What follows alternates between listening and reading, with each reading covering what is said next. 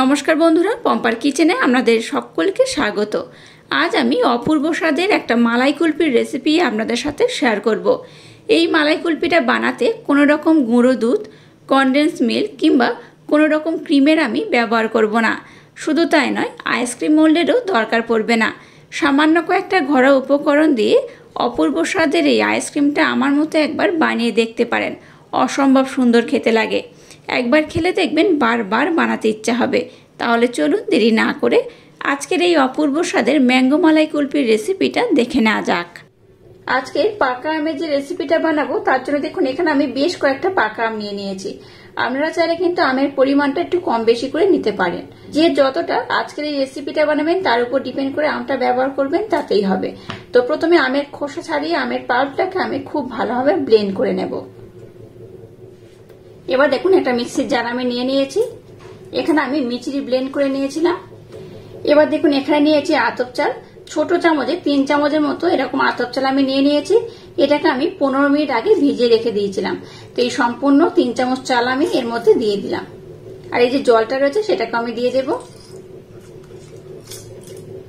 খুব বেশি কিন্তু এই আতপ চালের দরকার নেই, একদম ছোট্ট চামচে 2 থেকে 3 চামচ হলেই হবে। আর এখানে দেখুন 8টা কাজু বাদাম আমি ভিজিয়ে নিয়েছিলাম, সেই 8টা কাজু বাদাম আমি এই চালের মধ্যে দিয়ে দিলাম। এবার এই দুটো উপকরণ খুব ভালোভাবে আমি ব্লেন্ড করে নেব। এবার দেখুন গ্যাসটাকে জ্বেলে দিয়ে এরকম একটা কড়া বসিয়ে দিয়েছি। এবার এখানে দেখুন 1 লিটারের একটু কম দুধ আমি নিয়েছি। এই দুধটাকে আগে থাকতে আমি ঘন করে ফুটিয়ে নিয়েছিলাম। দুধটাকে এখানে দিয়ে দেব।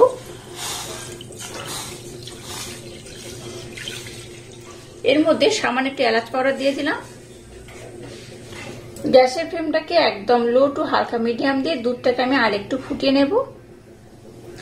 গ্যাসের ফ্লেমটাকে লো টু হালকা মিডিয়াম দিয়ে দুধটাকে দেখুন আমি কিন্তু একটু ভালোভাবে ফুটিয়ে নিয়েছি। এবার দেখুন মিষ্টির জন্য এখানে 3 থেকে 4 চামচের মতো ব্লেন্ড করা মিছরি আমি ব্যবহার করলাম। আপনারা চাইলে মিছরির পরিবর্তে এখানে চিনিও ব্যবহার করতে পারেন। এবার দেখুন যে আতপ চাল আর কাজু বাদামটাকে আমি ব্লেন্ড করেছিলাম সেটা এখানে আমি দিয়ে দেব। এখানে কিন্তু গুঁড়ো দুধের আমি ব্যবহার করব না, কনডেন্সড মিল্ক এখানে ব্যবহার করব না, কোনো ক্রিম বা ফ্রেশ ক্রিম কোনো কিছু এখানে আমি অ্যাড করছি না।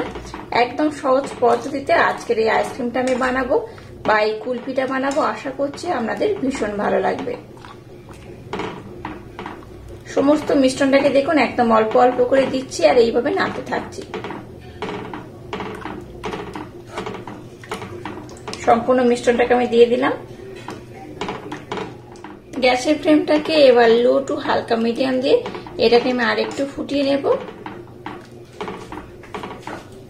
গ্যাসের ফ্লেমটাকে লো টু হালকা মিডিয়াম দিয়ে আবারও দেখুন দুধটাকে আমি খুব ভালোভাবে ফুটিয়ে নিয়েছি।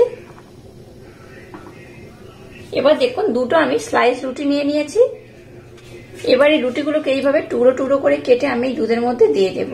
ধারের পোর্শনটাকে কেটে বাদ দেওয়ার দরকার নেই, এইভাবে টুকরো টুকরো করে দিলেও হবে। আপনারা চাইলে এটাকে কিন্তু ব্লেন্ড করে নিতে পারেন, তবে দরকার নেই এইভাবে দিলেও হবে। আর খুব বেশি কিন্তু ব্যবহার করার দরকার নেই, দুটো ব্যবহার করলেই হবে। গ্যাসের ফ্লেমটাকে একদম লো রেখে আবারও এটাকে আমি খুব ভালোভাবে ফুটিয়ে নেব। এই রুটিগুলো যখন খুব ভালোভাবে দুধের মধ্যে থাকবে তখন দেখবেন অটোমেটিক এটা কিন্তু এইভাবে একদম ঘাটা ঘাটা হয়ে যাবে আর একদম মাখো মাখো হয়ে যাবে। আর এইভাবে হাতার মাধ্যমে একটু মাখো মাখো করে নিলেই হবে। একদম ইউনিক পদ্ধতিতে আজকে যে আইসক্রিমটা বা ডেজার্টটা বানাচ্ছি, আপনারা একবার হলো ট্রাই করবেন। আশা করছি আপনাদের ভীষণ ভালো লাগবে। গ্যাসের ফ্লেমটাকে লো টু মিডিয়াম দিয়ে এটাকে দেখুন আবার আমি খুব ভালোভাবে নাড়াচাড়া করে ফুটিয়ে নিচ্ছি। আর এটা দেখুন অনেকটাই কিন্তু মাখো মাখো হয়ে গেছে, দেখে বুঝতেই পারছেন। আর ঘনত্বটা দেখুন বেশ ঘন হয়ে গেছে। এবার দেখুন হাফ চামচ কাস্টার্ড পাউডার দুধের সাথে আমি মেল্ট করে নিয়েছিলাম, সেটা এখানে দিয়ে দেব। খুব বেশি দেব না, অল্প অল্প দেব আর এইভাবে একটু নাড়তে থাকবো। এখানে কর্নফ্লাওয়ার, ময়দা কোনো কিছু কিন্তু অ্যাড করার দরকার নেই। এটা অটোমেটিক খুব সুন্দরভাবে টাইট হয়ে যাবে, জমেও যাবে। আর দেখতে যেমন সুন্দর হবে খেতেও তেমনই অপূর্ব অসাধারণ হবে। গ্যাসের ফ্লেমটাকে একদম লো টু হালকা মিডিয়াম দিয়ে সমস্ত উপকরণ দেখুন খুব ভালোভাবে আমি নাড়াচাড়া করছি। এখানে আমি আর একটা উপকরণ ব্যবহার করব। এবার গ্যাসের ফ্লেমটাকে একদম লো করে দিয়েছি। আর এই দেখুন, এই 1 কাপ আমি এখানে পাকা আমের পাল্প নিয়ে নিয়েছি। তো আমের পাল্পটাকে এবার এখানে আমি দিয়ে দেবো। 1 কাপই দিয়ে দিলাম। গ্যাসের ফ্লেমটাকে এই পর্যায়ে কিন্তু একদম লো রাখবেন, হাই দেবেন না। লো দিয়ে এবার এটাকে আমি খুব ভালোভাবে দেখুন নাড়াচাড়া করে নিচ্ছি। এবার কিন্তু এর কালারটা চেঞ্জ হয়ে যাবে। এটা দেখতে যেমন সুন্দর হবে, খেতে কিন্তু তেমনই অপূর্ব অসাধারণ হবে। এইভাবে একবার হলো ট্রাই করবেন, আশা করছি আপনাদের ভীষণ ভালো লাগবে। গ্যাসের ফ্লেমটাকে একদম লো টু হালকা মিডিয়াম দিয়ে মিশ্রণটাকে দেখুন অনেকটা ঘন করে ফুটিয়ে নিয়েছি। এটাকে আর একদম ঘন করার দরকার নেই, এটা একদম রেডি হয়ে গেছে। এবার আমি গ্যাসটাকে বন্ধ করে দিলাম। গ্যাসটাকে বন্ধ করে দিয়েছি। এবার মিশ্রণটাকে আমি একটু হালকা ঠান্ডা করে নেব, তারপর আমি নেক্সট স্টেপ আপনাদের সাথে শেয়ার করব।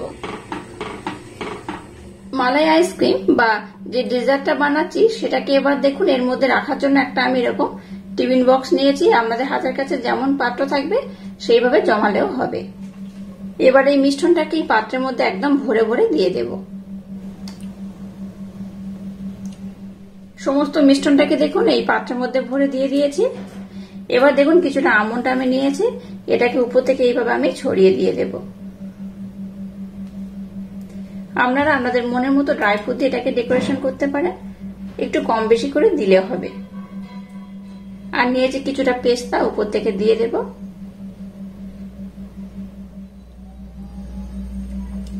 এবার দেখুন যে পেস্তা আর কাজু বাদাম দিয়েছি সেটাকে এইভাবে একটু আমি নাড়াচাড়া করে দেবো, ভিতরের পোর্শনে যাতে চলে যায় সেইভাবে কিন্তু এটাকে একটু নাড়াচাড়া করে আমি দিয়ে দেব। আবার এটাকে একটু নাড়াচাড়া করে সেট করে নেব। এবার দেখুন কিছুটা পাকা আমের পাল্প আলাদাভাবে আমি এইভাবে একটু জাল দিয়ে রেখে দিয়েছিলাম, উপর থেকে দিয়ে দেব।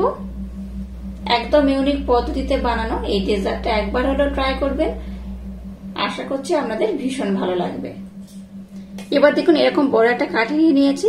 এবার এটার মাধ্যমে এইভাবে একটু করে নেব, আলতো হাতে এইভাবে করে নেবেন, দেখবেন এটা দেখতে খুব সুন্দর হয়ে যাবে।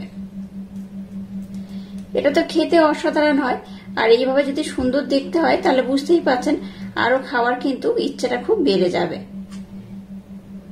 এটাকে দেখুন খুব সুন্দর করে একটা ডিজাইন আমি করে দিয়েছি, দেখে বুঝতেই পারছেন। আবার ওপর থেকে একটু আমি আমন্ড এইভাবে টুকরো টুকরো করে কেটে নিয়েছি, একদম ছোট ছোট করে অল্প করে দিয়ে দেব। এটাকে দেখুন খুব সুন্দরভাবে আমি সেট করে নিয়েছি, আর দেখে বুঝতেই পারছেন কত সুন্দর একটা ডিজাইন এটা হয়েছে। এটা যেহেতু আমি টিফিন বক্স ব্যবহার করছি তাই ঢাকনা এখানে আমার রয়েছে। আর আপনারা যারা অন্য কোনো পাত্র ব্যবহার করবেন সেখানে ফয়েল পেপার দিয়ে মুখটাকে মুড়ে দিলেই হবে। তো এটাকে আমি ওভারনাইটের জন্য ডিপ ফ্রিজে রেখে দেবো, তারপর বার করে আমি আপনাদের দেখাবো আইসক্রিমটা কত সুন্দর হয়েছে। আজকে এই আইসক্রিমটাকে বা ডেজার্টটাকে আমি ডিপ ফ্রিজে রেখে দিয়েছিলাম ওভারনাইটের জন্য। ওভারনাইট পর আমি আপনাদের দেখাচ্ছি, দেখুন এটা কত সুন্দর টাইট হয়ে জমে গেছে, আর এটা কিন্তু খুব সুন্দরভাবে রেডিও হয়ে গেছে। তো একটু কেটে আমি আপনাদের দেখাচ্ছি এটা কত সুন্দর হয়েছে। আমি একটা চামচ নিয়েছি, বা আইসক্রিম কাটার যদি কোনো কিউব থাকে সেটাও কিন্তু আপনারা ব্যবহার করতে পারেন। তো আপনারা এইভাবে কিন্তু এটাকে উঠিয়ে নিলেও হবে, আর সাইড ধরে কেটে নিলেও কিন্তু হবে। এটাকে আপনারা এইভাবে সার্ভ করতে পারেন, আবার এইভাবে উঠিয়েও নিতে পারেন। এই আইসক্রিমটাকে কিন্তু এইভাবে খেতে হবে, একটা চামচের মাধ্যমে খাবেন তাতে করেই খুব ভালো হবে। আর যদি আপনাদের কাছে কিউব থাকে কিউবের মাধ্যমে কেটে নেবেন, তাতে করে আরো সুন্দর হবে। তো এইভাবেই কিন্তু এটাকে সার্ভ করতে হবে, আর কিংবা এইভাবে কিন্তু একটা সাইড ধরে আপনারা করেও নিলেও নিতে পারেন। এই দেখুন এইভাবে। আশা করছি আজকের এই অপূর্ব স্বাদের আইসক্রিমের রেসিপিটা আপনাদের ভীষণ ভালো লেগেছে। আর আজকের এই অপূর্ব স্বাদের আইসক্রিমের রেসিপিটা যদি আপনাদের ভালো লাগে তাহলে চ্যানেলটাকে লাইক, শেয়ার, কমেন্ট এবং সাবস্ক্রাইব করবেন, আর পাশে থাকা বেল আইকনটা প্রেস করে দেবেন। তাহলে টাটা, আবার দেখা হচ্ছে নতুন কোনো রেসিপি নিয়ে।